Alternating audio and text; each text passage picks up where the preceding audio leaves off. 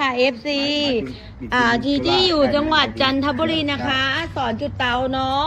วิธีการจุดเตานะคะ เทน้ำมันไว้ที่ฐานเตานะคะกับข้าวๆให้มันเต็มฐานเตาพอดีนะ แล้วก็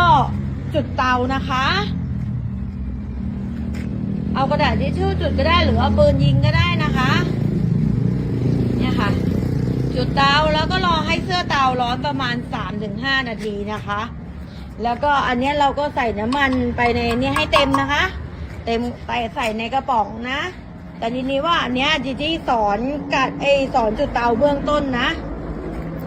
ก็เลยใส่ไม่เต็มนะคะนี่ค่ะแล้วเวลาอันเนี้ยก็คือน้ำมันที่เราใส่ลงนะยกให้สูงกว่านี้นิดนึงนิด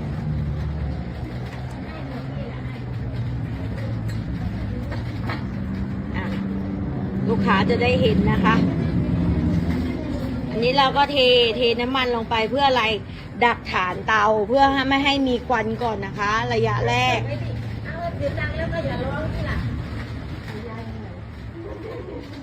ค่ะแล้วก็ปิดก่อนนะเรื่องก็คือรอให้เสื้อเตาร้อนก่อนถ้าเสื้อเตาไม่ร้อนจะไม่สามารถเร่งลมได้นะคะเร่งเตาได้เนาะเพราะถ้าเร่งแล้วเดี๋ยวมันดับนะคะต้องรอให้เสื้อเตาร้อนก่อน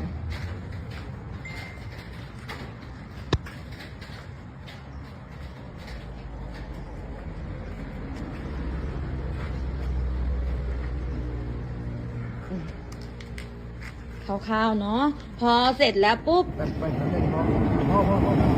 อ่ะพอเสื้อเตาเริ่มจะร้อนแล้วนะคะเราก็เร่งพัดลมนะตอนแรกเร่งไปนิดนึงก่อนนะคะเพื่อกระเตื้องดูว่าไฟมันขึ้นดีหรือยังถ้ามันยังไม่ดีเราก็ปิดไว้ก่อนนะคะอย่างนี้เราทำให้ดูก่อนนะแล้วพอเสร็จแล้วปุ๊บเราพอสมมุติว่าเนี่ยเสื้อเตาถ้าสมมุติเสื้อเตามันร้อนแล้วนะคะร้อนเต็มที่แล้วเราปรับพัดลมไปให้สุดได้เลยค่ะปรับสุดอย่างนี้ได้เลยนะคะนี่นะเนี่ยค่ะปรับสุดได้เลยนะแล้วเวลาเรายาน้ำมันนะคะเรายาเป็นเส้นเล็กแบบนี้นะเห็นไหมแค่นี้พอนะคะแต่ห้ามขาดสายอย่างนี้ไม่ได้นะเดี๋ยวให้ดูขาดเป็นเส้นเล็กๆเกินไปอย่างเงี้ยหยดอย่างเงี้ยไม่ได้นะคะ FC เราต้องทำเป็นเส้นไหลต่อเนื่องนะประมาณนี้ค่ะไม่เล็กแล้วไม่ใหญ่จนเกินไปแต่ถ้าสมมติแบบเนี้ยมันจะได้เป็นแค่แบบไฟอ่อนถ้าเราต้องเอาใหญ่กว่านี้นิดนึง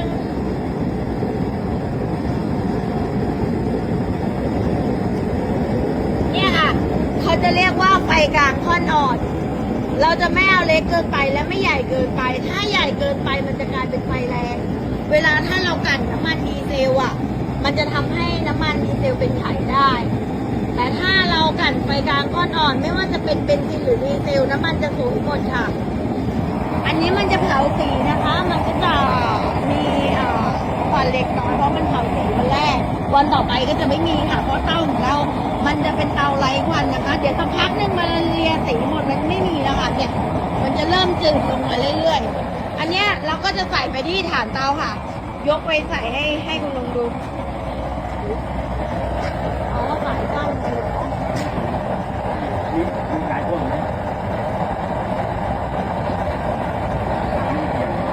เนี่ยค่ะเริ่มต้นเนาะแล้วเดี๋ยวเราก็ใส่ไปที่ฐานเตานะคะ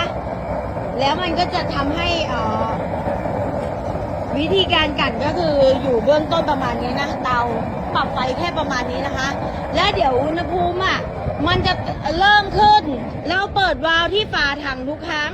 รอแก๊สขึ้นที่ห่อสีทองเราค่อยปิดนะคะห้ามลืมเปิดวาล์วและอีกอย่างหนึ่งก็คือบางคนถามว่าทำไมแก๊สมันยังถึงไม่ขึ้นสักทีครึ่งชั่วโมงถึงจะเริ่มขึ้นไปทางนู้นนะคะแต่ถ้าอุณหภูมิแตะ200เมื่อไหร่ปุ๊บน้ำมันจะเริ่มออกค่ะก็คือมันจะมีกำหนดเวลาของมันก็คือ1 ชั่วโมงครึ่งน้ำมันจะเริ่มออกนะคะมีอะไรถามนะ